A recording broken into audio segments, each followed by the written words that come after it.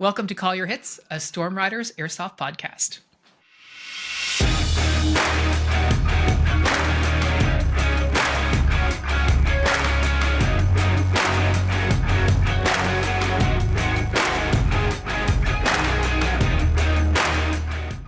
Thanks for joining us, everyone. Today we have a highly requested episode. You know it, you love it. It's This or That with Phil and Pat.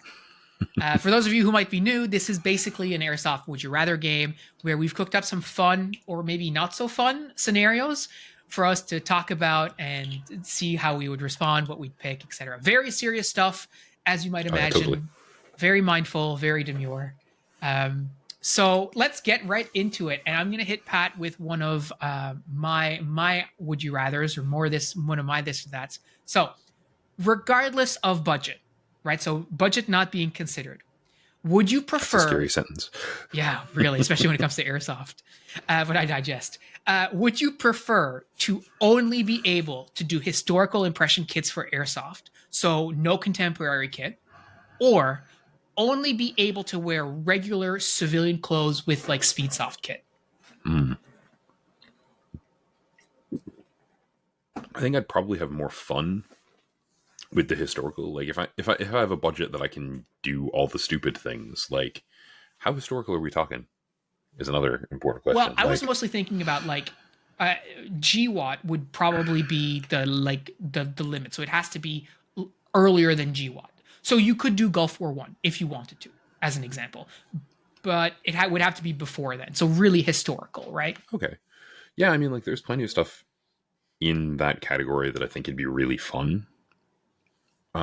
If I had an infinite amount of money. Like one of the big the big qualifier there is probably the pile of money portion, because like historical airsoft gear is steep. Yeah, for sure. You know, and like there's the funny stuff. Like I'd still love to do a cowboy kit. Yeah. Like a couple of revolvers and a lever action. Hey, lever actions are coming back now. That's true. It's weird, but true. They're cool. You know, but like that'd be funny. I feel like after a couple of games of getting absolutely just destroyed because none of it's practical in any way against modern-ish stuff, the fun would wear off. But like, you know, there are lots of cool things paratrooper-y that I would love to do. You know, British paras are really, really cool. I like their gear. I like the look. Yeah. The vibe, if you will. You know, but obviously, limiting myself to World War II SMG replicas limits me to some pretty gear. Yeah. I think we're at the point where you could probably build a decent bolt action Enfield. Like, yeah. I mean, I'm pretty sure they have a gas Enfield now or something. John was talking about. It's just a matter of like how much money you have. Yes. Because building a good Enfield that's not gas, because I haven't looked into that. I've only thought about the One Direction. Is sort of, okay, so you can build a Enfield and put really high-end bolt-action airsoft parts into it and have a really good bolt-action airsoft gun. And like, I think it'd actually be really cool to try to run that on like a lower velocity spring so that you're getting a really, really consistent, accurate shot out of it, but like not hugely above normal airsoft replica muzzle velocities, and just sort of lean into I'm trying to actually get good at this. Yeah. So yeah, I think I could have some more fun with that. You know, the Speedsoft loadouts aesthetic isn't my thing. I'm old. Yeah. Like straight up, the guns are great. Like there are a bunch of like variations on Speedsoft gear that, I mean, like I own a 416 now, and that is basically like, it's a shorty, so it's basically a Speedsoft gun if I want it to be. I also wasn't built to power slide into home, right? Like, you know, if I try to slide into cover, my legs will fall. That's true.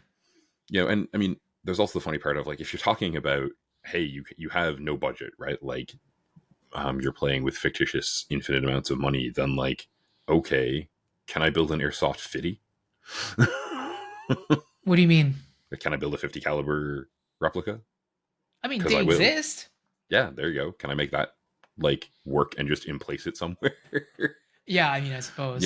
How stupid do I get to be? But yeah, no, I think you could have a lot of fun with like a British para kit if you had the money to spend on making it look good. That's entirely the fact that I know what look good is for this is John's fault, right? Yeah, yes, Um, 100%. and because I know what looking good is, I want to look good, right? Fashion show. Yeah, I would have to agree. And I mean, like, I love the practicality of Speedsoft kit for sure, because it's, again, tailored to what you're trying to do. But I think that even looking at even historical kits, there are still kits that can still be very practical on the airsoft field. And I think that when people think about historical, like airsoft historical impression kits, you don't have to go as far back as, World War II or whatever. Like, there's Operation Gothic Serpent, so like the Battle of Mogadishu kits that, like, you could do Delta or you could do Rangers, and that would, be pretty applicable kit for a lot of different situations. Would it be like amazing? Like, maybe not, depending, and, but it and would look great. it's funny because it's also like it was actually the first thing that popped in my head when you Right? asked. Now that's because I watch movies that I've seen too many times while I'm marking. So I had Black Hawk Down on like last week. Right. uh, but yeah, like I could definitely enjoy rocking. I mean, like things I'm not going to do because I know how expensive this particular Yeah. build is. But like, I would love to build a like M16 with the big old square heat shield and the grenade launcher. Like that's Yeah. awesome. In some ways, obviously, you already said this doesn't count as historical, but like um, the the point at which I had an M4 carbine with a 203 on it, sort of done to kind of look like the Generation Kill ones. That is look wise my favorite airsoft rifle I've owned. Like, Hmm. actually, the para looks like the 249 para does look kind of like filthy and gritty in the right way too at this point. But Yeah. like, um, it looks well loved, you know. But yeah, I'd get a kick out of doing that. A couple of times, some of the guys on the team have talked about like, oh, it'd be cool to do, sort of Black Hawk Down impressions, and it's like, you could sell me on that. It's the biggest difficulty would be that it's really hard to find um, the replicas I'd want for it. Like I'm sure someone makes a good M14, but I hate working on them. Yeah, and that's if you wanted to do that one. I think I got a kit list from Nick. Basically, it's turnkey. The only challenge is a lot of this kit too, and this is true of impressions in a lot of cases. But it's not just something you can buy. Like, some of this stuff that they used was rigged for them. So that means that you need to understand what that looks like, and you need to be prepared to do that. But regardless, I think what's interesting about this conversation is at no point are we really seriously considering the Speedsoft, right? It's really like um the question is more like, regardless of budget, which historical impression kit would you Yeah, prefer to do, that's right? Like, the that's the that's the question. end state. And the funny thing there, like, um, I didn't end up doing this, but prior to the most recent op, people were talking about like, yeah, very obviously the baddies. Like, Yeah. the team we were on is definitely the villains of the story. um, and like we were being encouraged a little bit, like those of us who were role players and who could do so sensibly, I will say, like not everyone, but we're being encouraged to like lean into it a little bit, like don't be a jerk, but do be shitty in a role playing kind of way, like role play as like me. Yeah. Yeah. um and it was around Halloween, so I was like, man, like maybe I'll go get like a big old like rubber skull and just like turn it into a shoulder pad and like just full Warhammer Chaos Warrior my way through this day. Yeah. Yeah. um, So I think we're pretty much in agreement that, like, although I will, I have been wearing a lot of civilian clothes since Iron Horse, because I found that it is very comfortable. And to be honest, like, camo at frontline is not really that relevant. Like, I wore a baby blue sun shirt and people did not see me, and I still smoked them. So like, it's not so. I've been enjoying that, but I think I do. I do think I do prefer the like the dress up aspect Well, I mean, like of airsoft.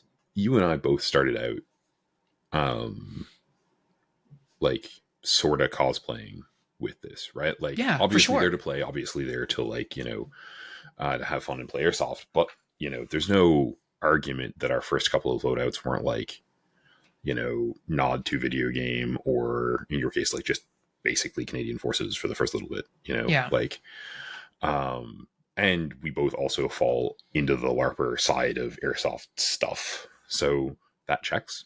Yeah. Yeah. um, Yeah. So why don't you hit me with one now? I'm gonna add one just Okay, for go for it. just as also because we said money's an object, that they do make Brens. Yeah, that's more you thing. Maybe we'll Oh, come back to that. It yes, will. you are correct. Maybe we'll come back to that one. I don't know. Oh God, I'm doomed. It's funny, right? Like, we make episodes talking about how to be reasonable, and then Phil's like, all right, now I'm going to talk to you about how to spend all your money.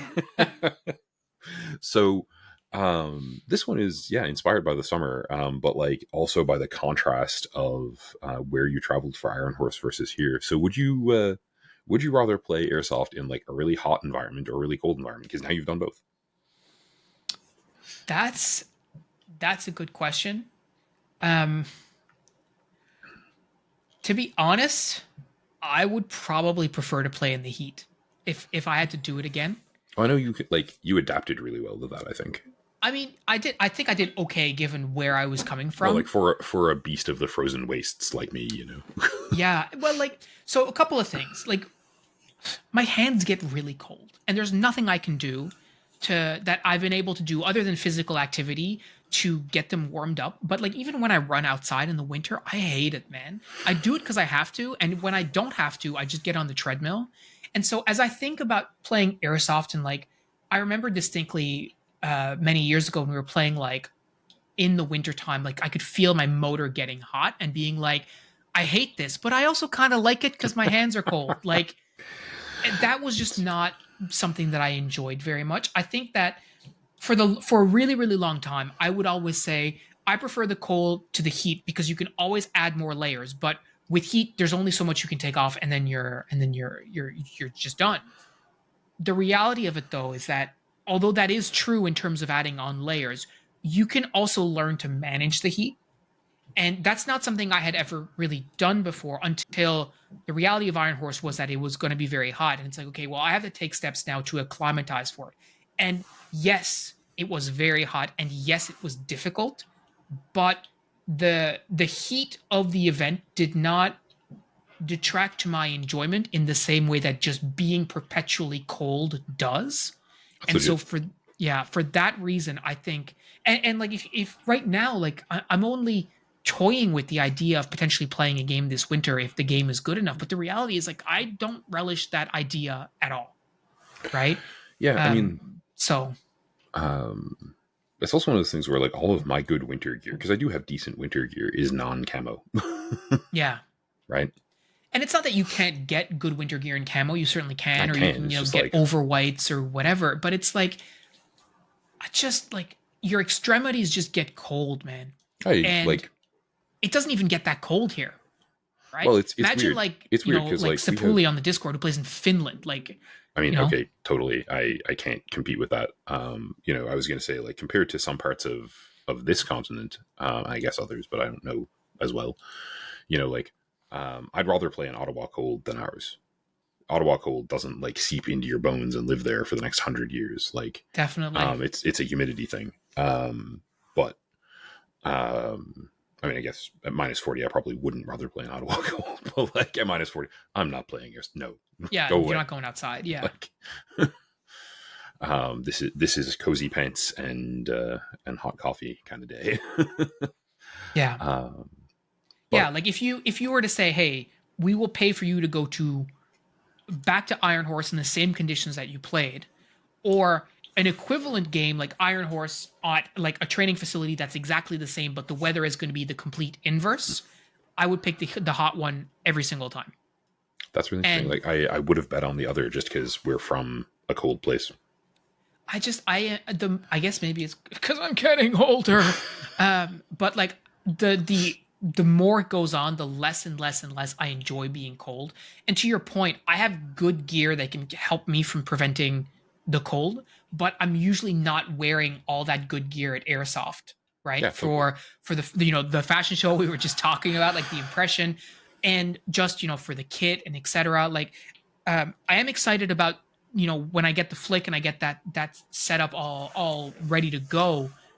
I feel like those are easier to just throw on over many layers, and Oh like you yeah, I don't have to mean, even zip it up. You can clip it or whatever. But I like, I yeah, definitely love my my vest's ability to like go on over everything. It's outstanding. yeah, Or and my it's not the vest rig same really. with like my microfight rig and stuff like that, right?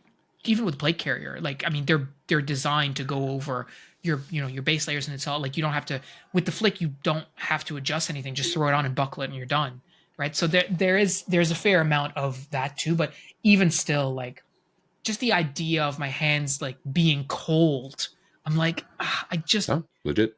like how do you get that good dexterity? Like, oh, you have to wear mittens, right? So you have to wear an underlayer and you put a glove on top and then whatever, and yeah, it's just like not it's I mean, just not even with that, your vibe for hands end me. up being cold here.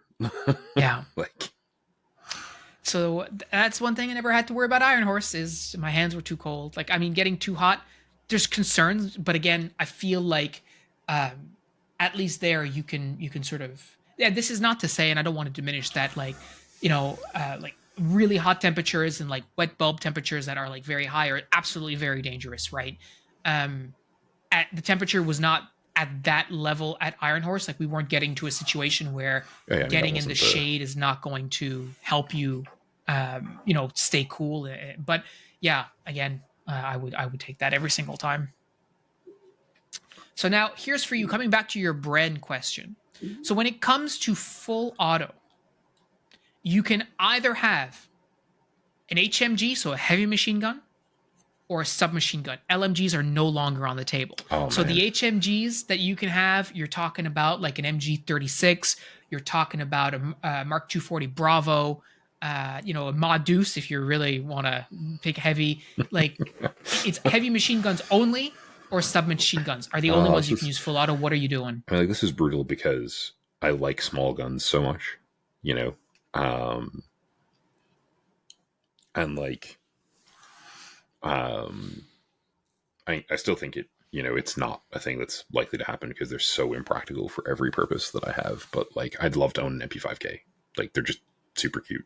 And cute probably the right word. Yeah, um, but yeah, no. If we're playing that game at this point, um, for like practical purposes, I can probably deal with it. Like I'm running an M27 with a 203 on it and an M249 para as my primaries, like, and I don't mind that. That doesn't bug me. mm-hmm. So like my affection for small guns notwithstanding, um yeah, no, like give me something big and dumb. Like, Really. if I mean part of it's like, yeah, give me a British parakeet and a Bren. Okay, sick. That sounds awesome. Like, you know, why don't you have one of those packs? Because the Bren itself, before you start making it work, is like $1,000. It's just, like before I start making it work, it costs the same as the 249 fully built. Um, So which HMG are you getting? Right? So let's assume that you're not doing an impression kit. Like now your airsoft replicas that you have currently, you sell all of them so you can fund a new HMG that you are now going to use. And it's like and this is airsoft for me. it's got to be good. Like you're going to be using this to support your team, so it's got to be sensible. What are you building? Okay. All right, so that the last point narrows my options down a lot. Right, like I think the number of SMGs that I could make into like a serviceable little terror is pretty high. HPAing an MP5 is not. I haven't done it, but like it doesn't seem super hard. The Scorpion was an SMG. Like, there you go, done. um, so I'm pretty sure that, like, well, I guess do I have to go bigger than this is the first question. Like, can I get away? Does an M60 qualify? I know it's a medium machine gun, Yeah, I think so. technically. But like, so is like, the Bren was a light machine gun. Light is a dubious term here, but like, if it's sort of like, yeah, you're going up a size or two, it's got to be bigger than the one you're carrying. It's got to be bigger than the one you own. Like the M60 is probably the first port of call for me, partly because, I can go build that Ranger kit we were talking about like 10 That's true. minutes ago. Yep. There's some fun to be had there. Partly because I know at this point I'm like tremendously impressed with the box mags from Bullcraft. And I know they make a mag insert for an M60 box. Okay. Yeah.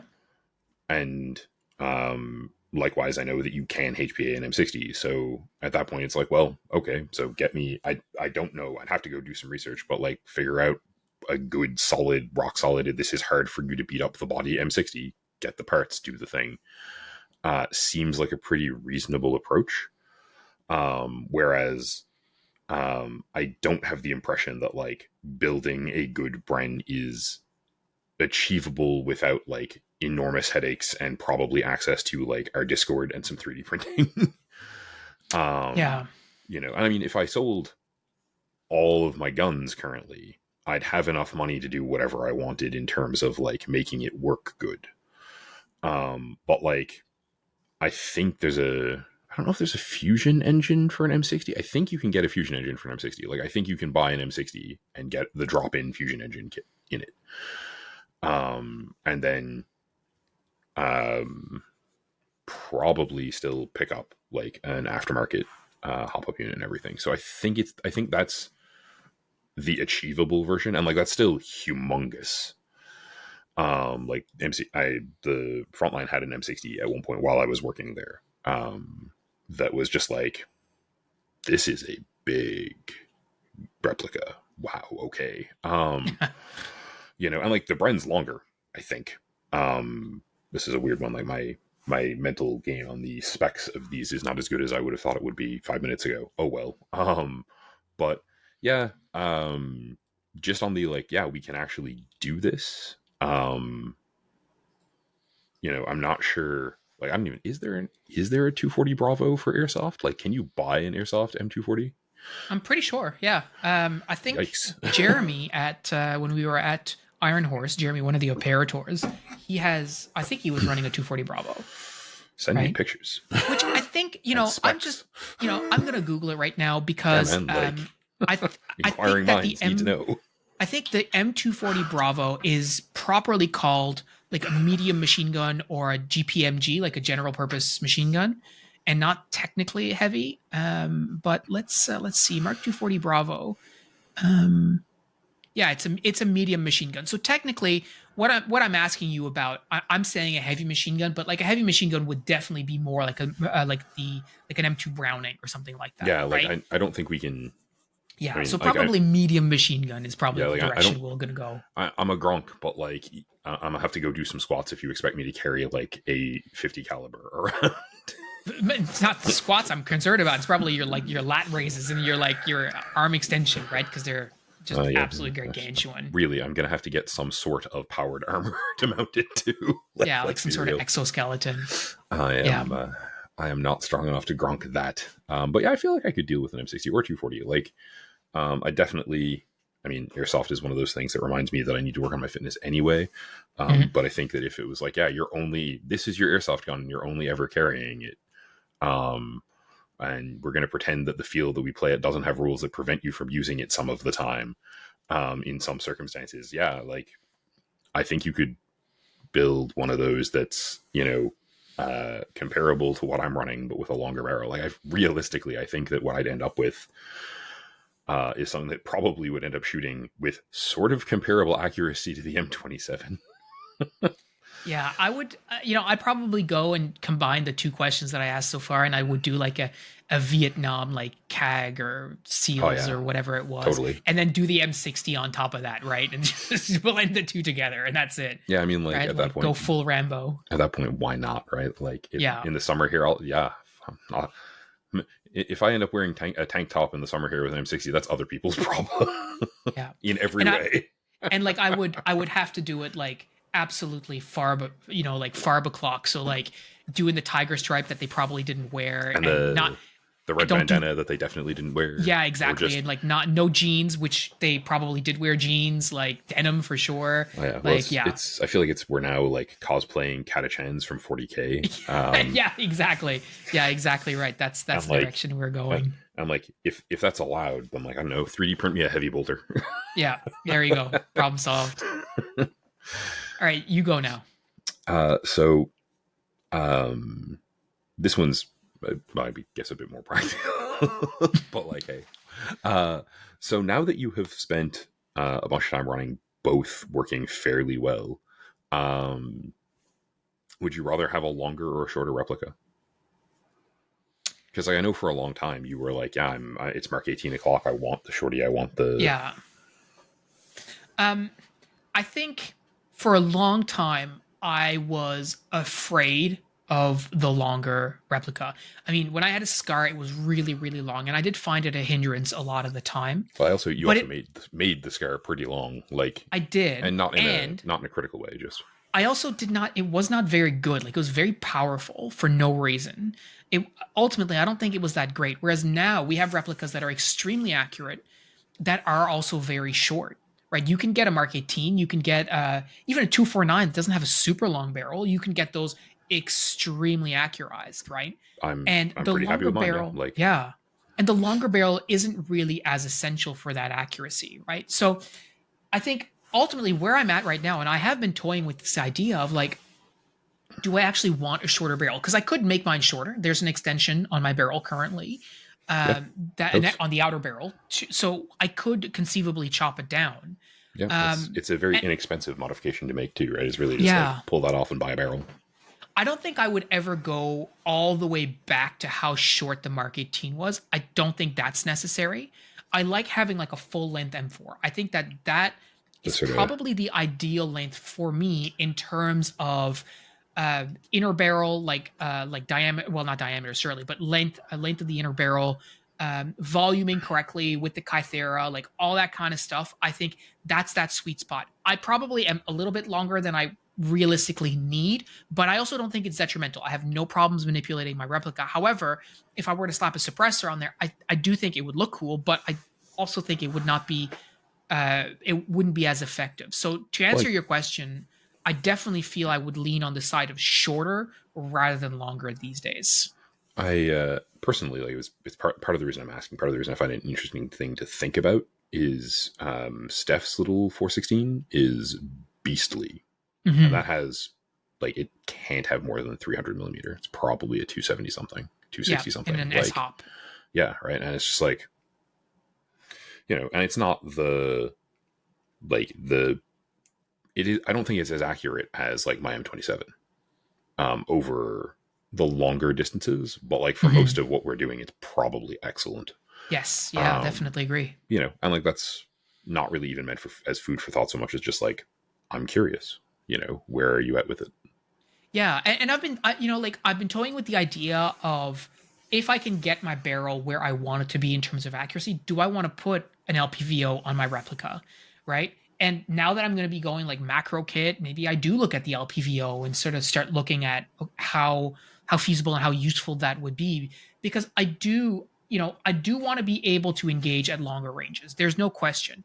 Now, I don't mean long range, but I mean I want to be shooting people from a little bit further away than they probably are going to be, right? Yeah, well, I Like, mean, like the reach. I know you really liked the reach that I have on the M27, like even at I don't sort of think rifleman anybody would velocities. dislike that reach, to be honest with you. Like, it's like I said, it feels like cheating, right?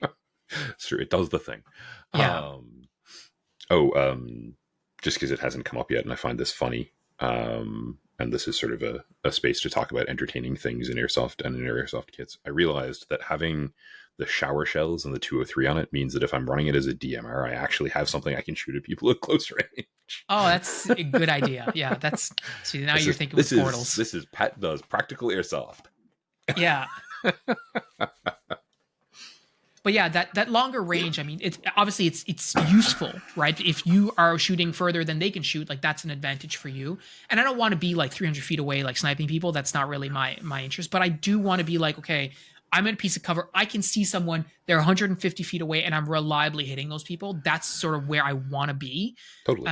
And I haven't really been there yet, and that's the direction. But I don't necessarily think, to come back to your question, that the barrel length is the determining factor in that. Totally. I think it's the barrel diameter, the precision of the barrel itself, but also more importantly than that, the nozzle alignment on the Kythera, the alignment of all the air seal parts, the hop up itself, all that is more important than the rest of it.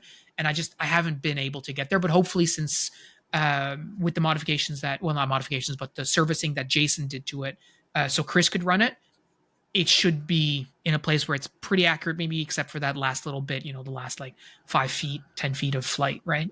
Sweet. That's excellent. Yeah.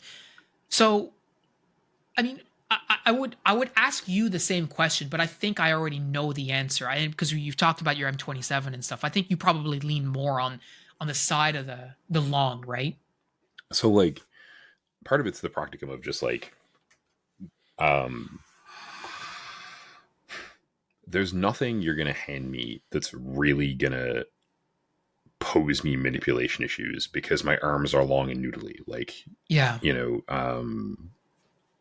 the orangutan jokes notwithstanding, though, like, in some ways, like, I'm not really interested in messing around with like rebuilding any of my kit other than like, yeah, okay, I have these guns, they're great, I'm happy, to be honest with you, like right now. I would really dig doing like the carbine sort of M4, like that with 203. That build was awesome. I really liked that for most things. Mostly, to be honest, I think I can make whatever I want work really well. Yeah. Right? Like,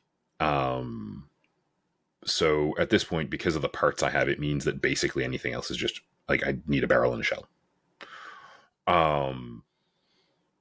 I think the M27 is fantastic. I bought it because it was a VFC, right? Like the goal when I bought it was I'm putting HPA stuff into this, I'm putting Polar Star stuff into this, and they like VFCs. Cool. Yeah, I'm happy. Right? Mm-hmm. Like it does the thing really, really well. I don't see any point in carrying anything shorter than like even a Mark 18 is too short for me, realistically. Definitely agree. Yeah, absolutely.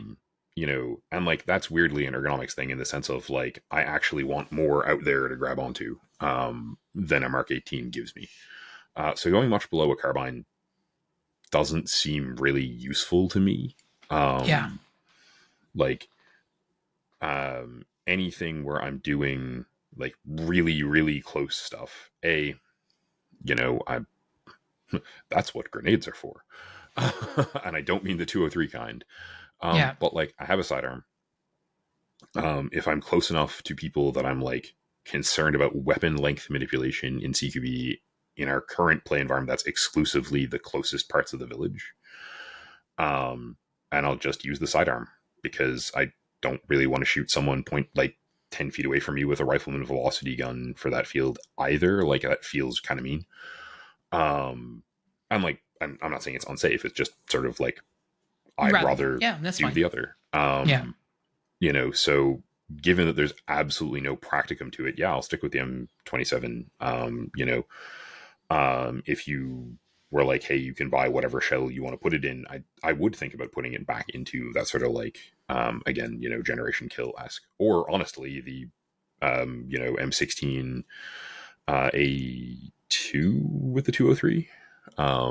Again, the big boxy heat shield, like just because they look cool. And why not? Like if there's no, if performance metrics aren't affected and I'm going to carry a big heavy thing anyway, I might as well have one that I think looks awesome. Now, in fairness, I think Agree. the M27 looks awesome. So shrug, great. Yeah. I will see, I guess, next year at this rate, what I think of the shorter 416. And like, Yes. I don't really see, even if like I rock it for a couple of games and I'm like, no, I don't actually like this. I guess if I really don't like it, or I'm like, I'll never play this again, I probably will sell it and turn it into something else. But like, Mm-hmm. at least then I'll have owned it and been like, no, it's not for me. Or I'll just buy a 416 barrel. Like VFC's 416s, literally the only difference between the carbine length one and the one I have is a barrel extension from VFC that I can buy for $30. So I'll just turn it into a carbine and carry on. Which I should probably just do anyway, actually, given all the things I've just said. I mean, it certainly sounded like that. Like, given that I need to buy a barrel for it anyway, I might just, like, an inner barrel for it, and I might just do that and buy the right length inner barrel and be less stupid. So here's my actual question for you now. That's thinking ahead. So yeah, well, I mean, that's, hey, you heard it here first, folks. You can hold him accountable on the Discord. Here's my actual this or that question for you. So a wizard magically makes this possible. Okay. All right. So we're not worried about form factor or anything like that. We no longer care about physics. Very good. it just works. Okay. All of your replicas either have a pistol grip and no stock, or a rifle grip and a stock. Oh man, I'll take the rifle grip because I don't find it terrible. Really? Yeah, I mean, like, if you wanted to, again, other than that, like, sorry, my brain is giving me rude things. A really intensely close CQB where I feel like I should be using a pistol anyway. Like, if I were to drop all of the, as sort of, again, wizard. So wizard magically makes my M27 into an M14, right? Yeah. Without the pistol. Okay. Sure. Like, this inconveniences me marginally. I need to figure out, like, the handling of it again. Yeah, I suppose that's true. Yeah. But, like, grip wise, I find a rifle grip fine, but that's also because I have enormous paws. Like, yeah. It's not a practical issue. Weirdly, most of the time that I was running the Scorpion, that I found it useful to be running the Scorpion, I was also running it without, like, with the stock folded in and just basically using it as a machine pistol. During games where it was like, oh, we need to go find the thing in the woods, and I'm like, well, I would like it if the 3 people over there stop shooting, so I'm going to set this to full auto and hold it while the thing. Right. Yeah, because where my mind went was like, you could just take your MMG or GPMG or your LMG, sling it, and just don't use it with like a 249 para, right, with the stock collapsed. I mean, and then just I did that for most of the mid season. Just hip fire the whole time. I did that for most of the mid season op because I had a mag sticking out of it instead of a box. So if I wanted to shoulder it on the other shoulder, I basically just had to chop it in and just go. Yeah, your M14 thing, turning the M27 and M14 sort of makes sense. And with those performance metrics, it would be difficult for me to be upset about it. I just intensely dislike rifle grips. Like, I really, really dislike them. Totally. And I mean, like, they're also just not comfortable for you. Like, yeah, that's not a trivial factor. I shot them so much, and I'm just not. Yeah, like, I was thinking about this. I'm like, but I also love a stock. Like, I love being able to properly, like, shoulder your replica and do all that kind of stuff. But man, that rifle grip though. Oh. I'm like, I think if you were, like, if we were, again, like, forcing me to live that life, I'd probably ask the wizard if he could provide me with a railed front end for the 249 so that, like, I can at least just, like, dack it. Yeah, that's true. Yeah. Or carry handle on the front, and so sure. Like, I mean, that's there, but, like, I don't trust it. But yeah, like, if you're gonna go, well, you can't have a stock on your gear, unless you have a rifle grip, then, like, a lot of the stuff I run, I'm just gonna, get a rifle grip. Give me a rifle grip. But that's partly like I do think the M14 would be worse in a bunch of situations. There's a reason I'm running an M27 and not an M14. But also I think it'd be fine. Like, I'll keep the M27 over the M14, even if I'm, unless I'm required to. I'm like, good God, don't make me carry an EBR, please. But like, Well, the EBR has a pistol grip, oh, that's so true, yeah. yeah, not carrying that Yeah, anyway. so I guess there you go. Thankfully, I'd rather have like even one of the polymer M14s without the pistol grip. But that's more of a I hate the EBR. Um, from a tech point of view, yeah, they have one screw where they should have like 12 and they break in the middle. But yeah, I think pretty comfortably I would stick with the yeah, some with that good choice. Yeah, points. like Yeah, some good points. but and again, part of it's just like I think the only thing that I'm losing there is some of the like um CQB pointability. Mm-hmm. And like at that point, I guess I just use the 249 on semi, like just force set it so that it only shoots once per trigger pull and carry on. No, I don't know. just keep hosing. I mean, sure. Just Fine by lower, me. just get under 1 joule, you'll be fine. I feel like other people might be sad, but I'm fine with this. They'll deal. You Getting don't have a stock anymore. They'll have to deal, right? Fair, right? So let's go. You ask me now. The second last question, the penultimate question.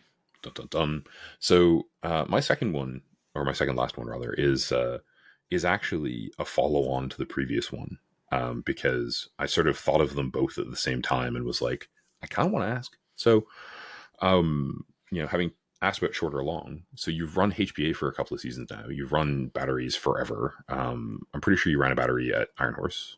I did. Yep. Like an AEG at Iron Horse. So, which would you pick? Like if you, because I mean, you technically do have the option to just switch back one way or another. Mm-hmm. But like, where are you at with that? Yeah, it's interesting. I think that for me, at home, HPA is the most comfortable currently. However, I believe that in airsoft there is space for both.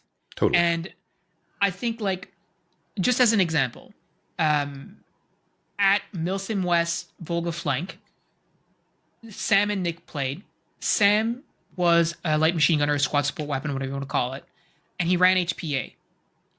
And that creates difficulties when you're trying to ditch your rucksack, but your HPA tank is in your rucksack. So that's a problem. Yep. I can also see issues. Sorry, go ahead. That's one of the things that, like, I mean, we were talking about in our sort of season ender, where we were chatting about, modifying kit and stuff for different game types, right? If I feel like if you're going to be running a HPA LMG and you're going to be running it for a like 8-hour milsim or whatever, or like 24-hour milsim, God, you need to really think about like what you're going to do for air, because like if there's no air at your fob, or like if there's nowhere where you can refill a tank, like for a 24-hour game, I imagine that becomes prohibitive. Yeah, or are you carrying multiple tanks, right? Which is fine, but then that's extra weight, etc. But so I think that being said, for how we play airsoft, HPA for me is just super good, right? I think it does everything that I need to do. I feel a lot more comfortable working on my HPA setup because there's no springs that are going to fly out in my face if I try and open the gearbox. It's mechanical, which means I don't have, specifically my Kythera is mechanical, so I don't have to worry about any electrical business, which I don't know a whole lot about, whether that has to do with fusers or soldering. And it's not that I can't learn. It's just I don't have to, because it's fine. It's ready to go. So that convenience has been awesome. And for a while I was left feeling with like this, like AEG is like the poor cousin, right? Nobody loves AEG anymore, right? Playing AEG is a downgrade from HPA. That's sort of where my mind was going, and it's actually not. I played AEG for like 16 years. Like, it's not like it's the poor cousin. It works fine. It gets the job done. And when I went to Iron Horse, I was using AEG, and guess what that meant? It meant that my chrono line, I didn't have to wait in the chrono line. Like, there was basically nobody there. I just walked up, they chronoed AEG, and then off you went.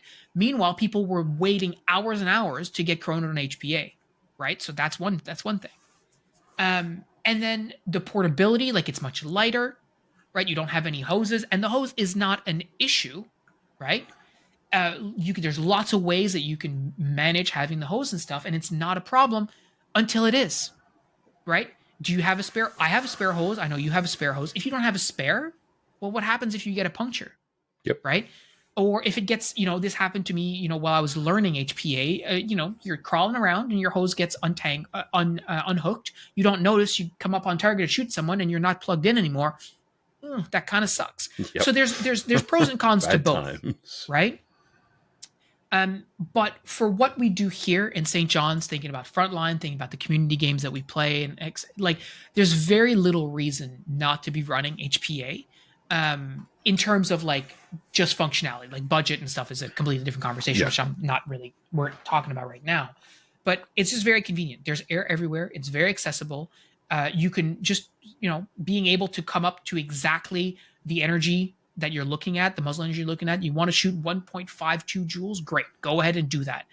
With springs, it's kind of not there, right? So I've been very satisfied going to HPA, and I don't intend to switch my personal replica back to AEG at any point in time, realistically. The option is there. In my opinion, might change, but for right now, yeah, I'm pretty much set.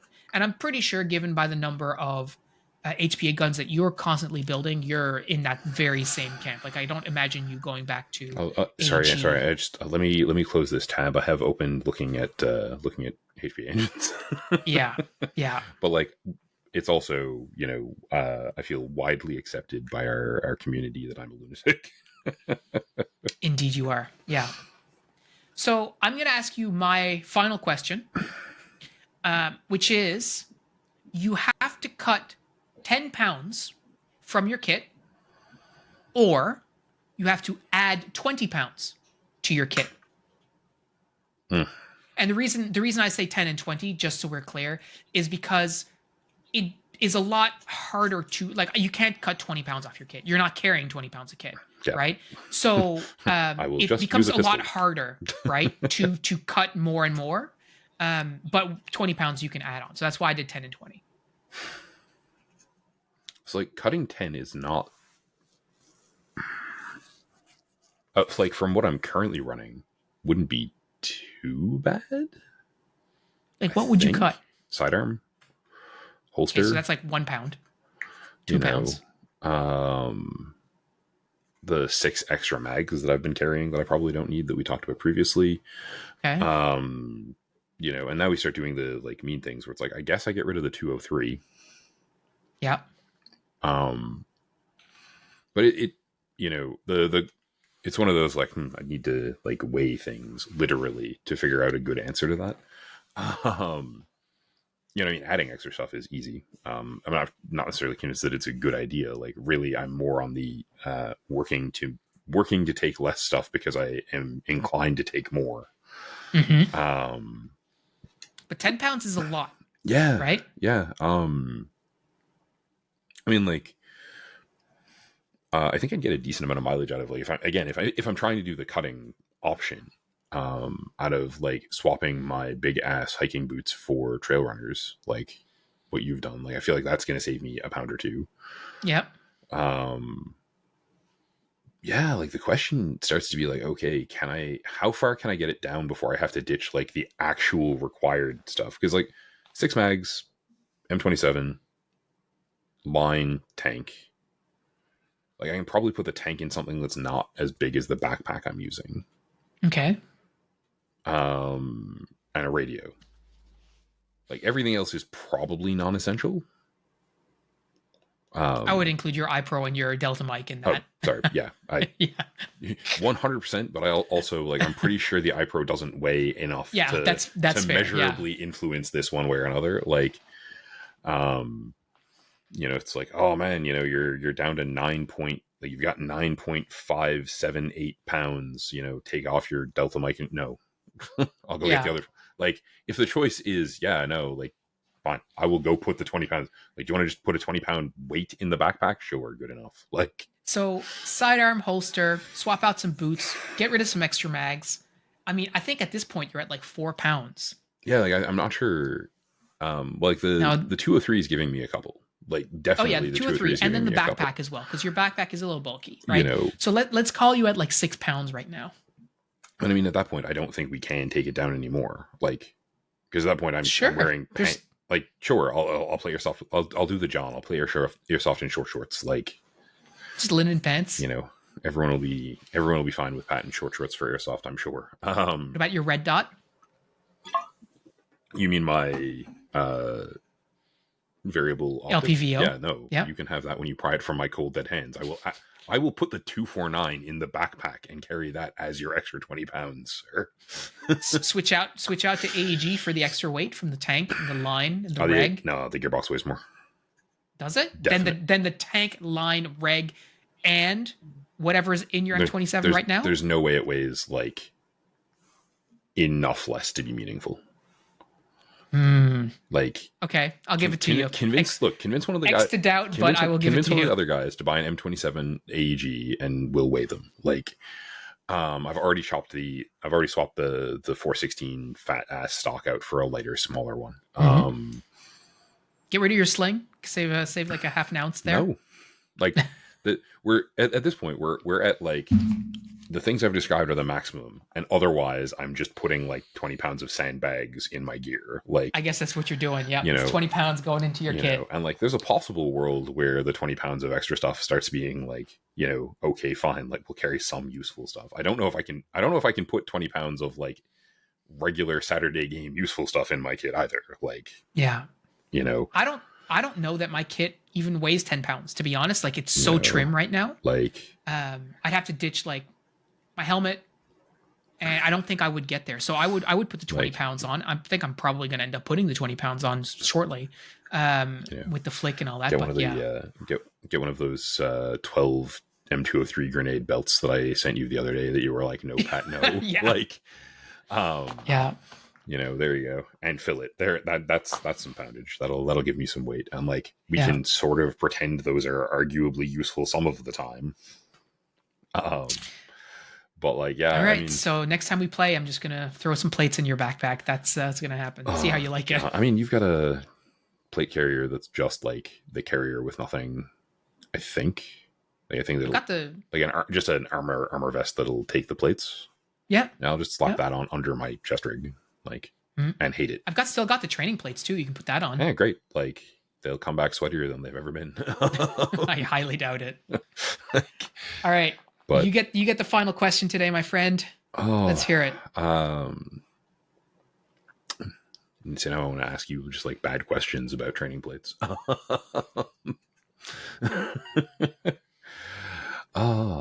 guess you sort of answered what yours. So a big one for me, because you're curving more towards like planning to go to games away again, and subsequently planning to like revise your kit for frontline for like your regular carry. So it sort of answers this, but sort of doesn't. So like, would you choose to go like a gronkier, chunkier milsim kit? Like we've been talking a bunch just this episode about like, oh man, it'd be really cool to do like, Rangers a la Mogadishu kind of thing. Like, that's going to be heavy. And like, I mean, definitely, like if you look at their loadouts for that, you will have all the real estate you need for anything, right? Would you rather do that, or would you rather do like a less milsim, less simulationist, less cosplay, more, how can I, like, we were talking earlier about like, the feeling that like to some extent maybe the camo is not even as necessary at frontline in the specific games we tend to play on a Saturday as you'd think. Is this a thing where you'd think about moving to like a more carry the mil spec stuff you need and then go look at good civilian kit for other stuff? So like a civilian hiking backpack is going to weigh an eighth, like a good one, like a really good one is going to weigh like an eighth of what my backpack that I carry my ear and my stuff in.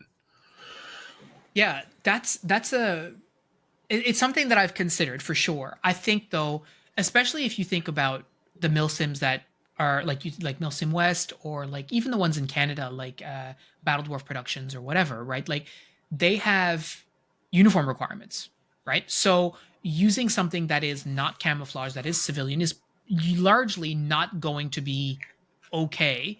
except in some situations where, for example, if it's a downpour or whatever, they may relax the requirements, but they may not. You may be required to have your rain layer or whatever in faction camo. So I Okay. think that's one part. The other part, as I'm discovering, is that buying surplus equipment, like real surplus equipment, is, especially if it's like a contemporary, so like currently like GWAT or more modern. Um, and it occurs to me, I never said like GWAT is Global War on Terror, just so we're clear, right? Um, so like, from 2001 forward, a lot of that stuff is inexpensive. The reason that I went with the Flick for my macro kit build is because it was $20 Canadian, Okay. That's compelling. right? Like, So, like, I bought a Flick for $20. I bought a US DCU canteen pouch for my HPA tank that was $8.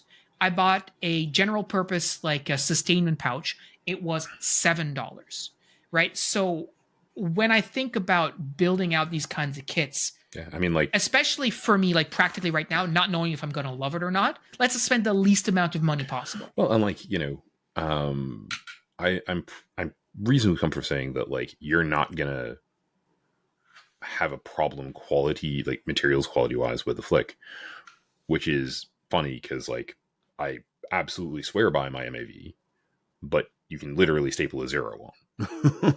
Yeah, and like let's be clear, like some of the rigs that because I was looking at like, okay, I want something that's like a chest rig, but also something maybe that's a belt like LBE. So something like a British like pattern 40 pattern 82 like John was wearing, or like a Smersh, or like I don't really know. It's a Canadian company, Carcajou Tactical, makes exactly that.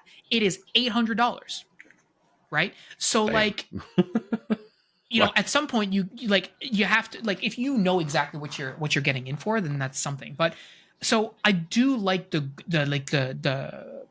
idea of like civilian kit, or like buying something that is not mil spec, not military issue necessarily, that's more tailored for weight and for durability and like all this kind of stuff. But as often is the case, like the price point is what gets you. Good kit costs money, right? Totally. And so I think for airsoft purposes, I've always had a lot of difficulty justifying stuff that is very expensive, because I don't necessarily know whether I'm really going to get the value out of that money. I've never had a problem, and we've talked about this many times on the show before. I've never had a problem spending money on iPro, right?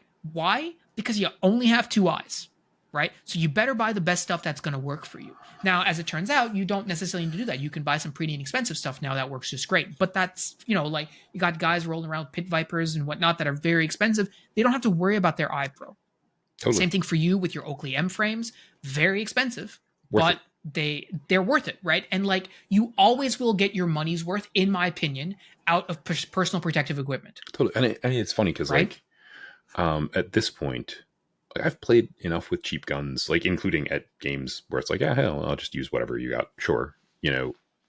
I like my fancy ones. Don't get me wrong, obviously. But like the only parts of my kit I'm absolutely sure need to be expensive are my boots and my iPro. Yeah. Yeah, absolutely. So to answer your question, I think, as I look at fleshing out more kits in the future and stuff, there obviously there's a world where you're looking at trying to minimize weight using, civilian stuff. So like, you know what? I might pack a titanium spork that I got at Mountain Equipment because that's better than an MRE spork, right? I don't know. Right. But the point is I'll get one of the World War II ones that are made of actual lead. Yeah. Like I think for when it comes to your fighting attire and all this kind of stuff, your gear, the cost of using civilian or like repro or whatever is just so much higher that it really is prohibitive for what ultimately is just going to be a game. And I don't think I would see the value, but I mean, I may change my mind. But yeah, so that is your answer. That makes sense to me. And like, it comes down to some extent, I guess, like, looping back to your last question, use what you got, right? Like I'm not, likelihood going to go buy a pair of $300 trailer runners to shave the weight of my boots off of my airsoft kit, right? Yeah. You have them, great, done, right? Yeah, exactly. Yeah, exactly. So like if someone's listening and they're like, oh man, like I I hike outside of playing airsoft, and it would be great to be able to like use a hiking backpack for some of my airsoft. Okay, do it. Yeah, Is exactly where right. I'm. Especially if it's, not going to compromise your camo, or you get like a faction camo cover for it to hide it or whatever. Like I think there's a lot of good applications. It's just I don't think I would purposely go looking for that stuff just for airsoft. But again, like if you talk to Nick about his Volga flank kit, he cut like 15 pounds, right, of different weight by switching to lighter weight. So for him, like that's a 40-hour milsim. Like that might be worth it. Yeah, that's And he dividends. does a lot of hiking and mountaineering anyway, so great, good use. But it's not something that I would particularly find appealing for myself. Oh, that makes sense. Yeah. So, guys, that's it for this and that for this iteration. If you have suggestions for things that you would like to hear, if we would prefer this or that, please make sure to give us a comment or leave it a note for us on the Discord. You can tag us, and we will include it on the next episode. But that's all we have for you this week, guys. Thank you so much for listening. Thanks for listening, everybody. And I'm just going to throw this out here, putting Phil on the spot like a jerk. It has been way too long since we did like a rate someone's gear episode. You've all had a season to like buy new toys, spray paint them weird colors, so send us photos. We'll do that. Yeah, we will absolutely do that. So this or that suggestions or rate your kit photos. So let us know on the Discord, let us know in the comments, and we'll talk to you then. Take care. Cheers, guys. Have a good week.